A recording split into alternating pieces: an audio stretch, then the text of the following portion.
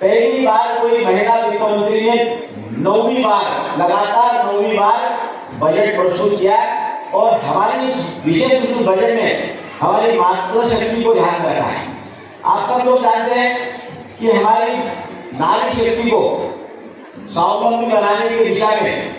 हमारी सरकार निरंतर काम कर रही। हम सब लोग इस बात को लेकर सौभाग्यशाली है कि हमारे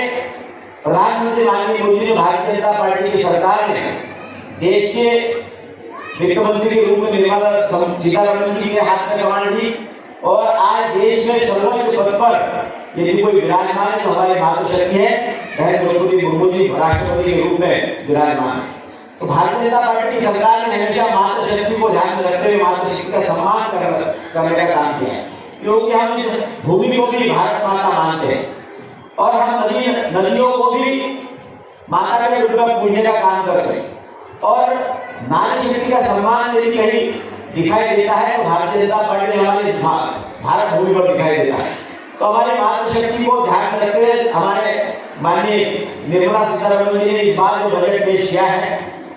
आप सब लोगों को इस बात के लिए बजट जो सिर्फ सरकारी बजट नहीं है, ये बजट जो है हमारी माता और बहनों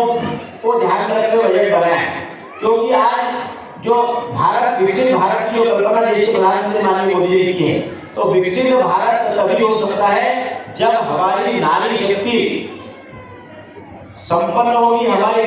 नारी शक्ति स्वावलंबी होगी और स्वावलंबी बनाने के लिए, संपन्न बनाने के लिए हमारे माननीय प्रधानमंत्री मोदी जी ने इस बजट में विशेष रूप से हमारी मातृशक्ति को ध्यान में रखने का काम किया है। आप सब लोग इस बात को जानते हैं कि हमारे माननीय प्रधानमंत्री मोदी जी ने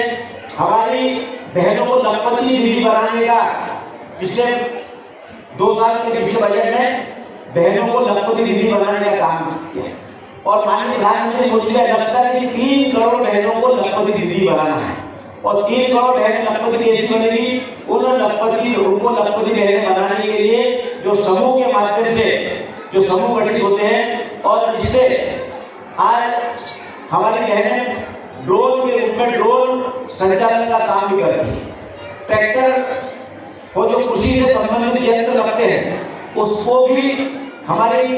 बहनें, समूह की बहनें उन सारी चीजों को संचालित करने का काम करती है।